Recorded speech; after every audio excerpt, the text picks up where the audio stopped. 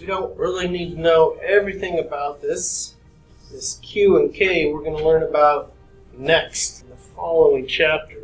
The main point is when you have a reaction that will spontaneously go a certain direction, meaning whether we start out with nothing but reactants or here pure product, it spontaneously moves towards equilibrium. So without having gone through the equilibrium chapter, we don't want to say a whole lot about that.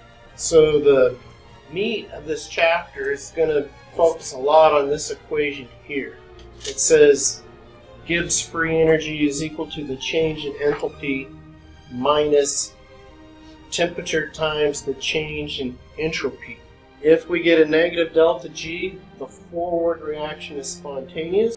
If delta G equals 0, then the reaction is at equilibrium. Once again, we haven't gotten to the equilibrium chapter, but that's fine. If delta G is greater than 0, then the forward reaction is not spontaneous. So here's some signs. Notice here it's an exothermic reaction. Here entropy is increasing. Now since we have this negative T, a negative times a positive equals a negative. And so if I have a negative value here summed with another negative value, I'm always going to get a negative value.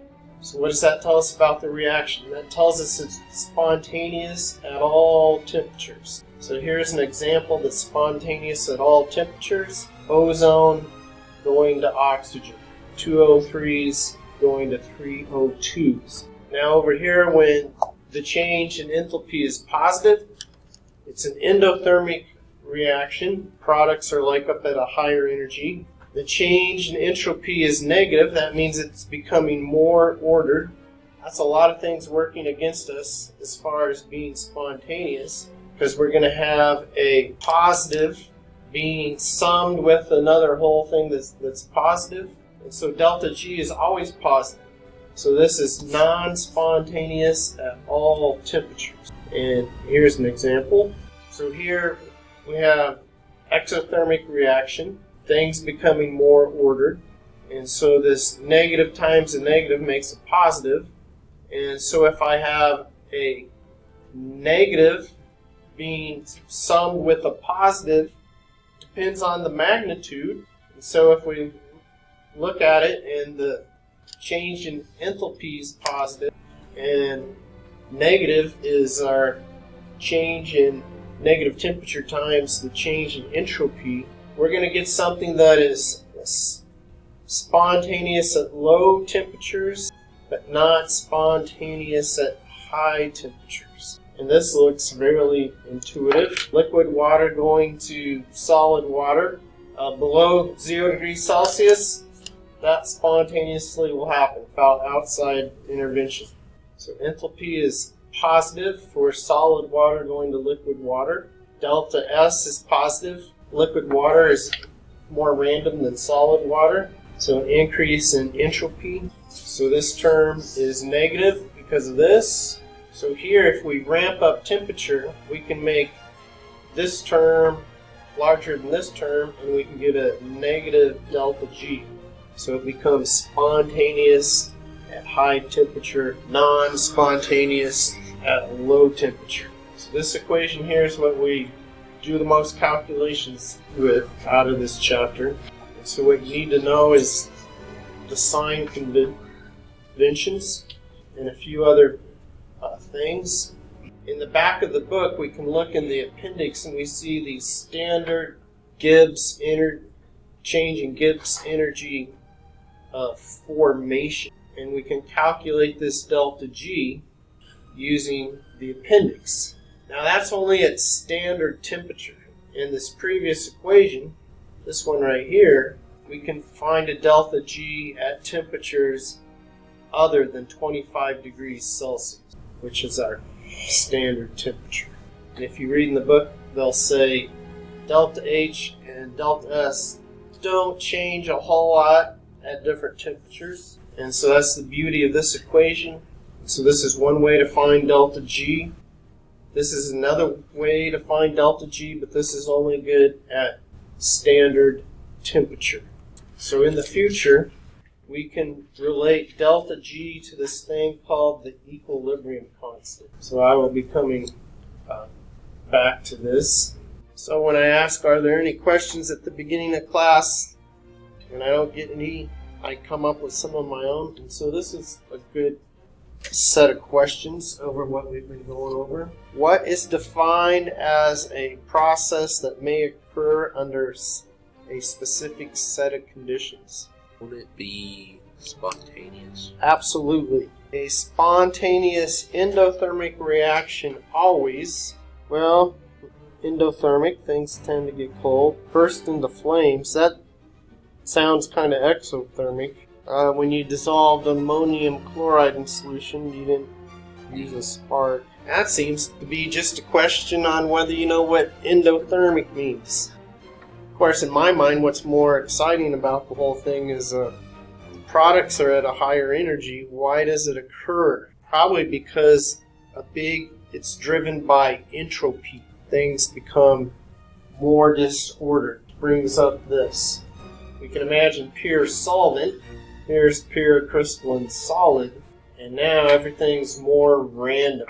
So when you dissolve that ammonium chloride and it got cold, entropy drove this to happen, and this hydration energy was way less than the crystal lattice energy.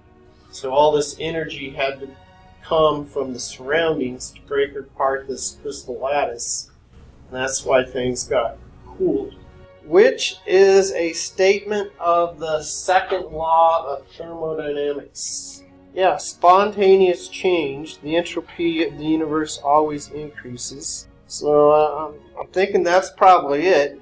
We can definitely say the energy of the universe is constant. I don't even know if physicists, astrophysicists know that. C's wrong.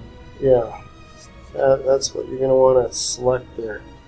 Which of these species has the highest entropy? Looks like we might call it a standard entropy. So I'm going to take the solids and cross them out. In liquids, I'm just going to go with the gas. Why did I do that? Yeah, we looked at, that'd be just a reflection of this slide here. If a certain process has a change of entropy of the universe greater than 0 at 25 degrees C, process may be described as... Right, there's no way to know any of these. Which one of the following results in a decrease in entropy of the system? Solid to liquid, that's an increase. Gas to gas, but the temperature's changing. Higher, this is increasing as well. That looks promising. Liquid to gas, that's an increase. 2 gas molecules to 3. I think this is it. Nitrogen gas is free to occupy all these multiple states. When it's in aqueous, it has less freedom. It's not as spread out.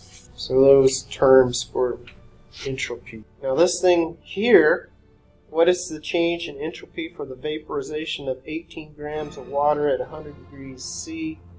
At this temperature, the molar entropy of vaporization is... So we're going to look up at the top of this, and really all we have to the only thing we really have to do is plug stuff into this equation. And there might be some curious things here to make our life simple. Is there anything curious about 18 grams of H2O? Yeah, we calculated out, we're using a periodic table, we might get something like this. And we got mole there, so we can probably just proceed. And there might be some little details we need to worry about. And so the first detail is I'm going to make that 44 kilojoules into regular old joules.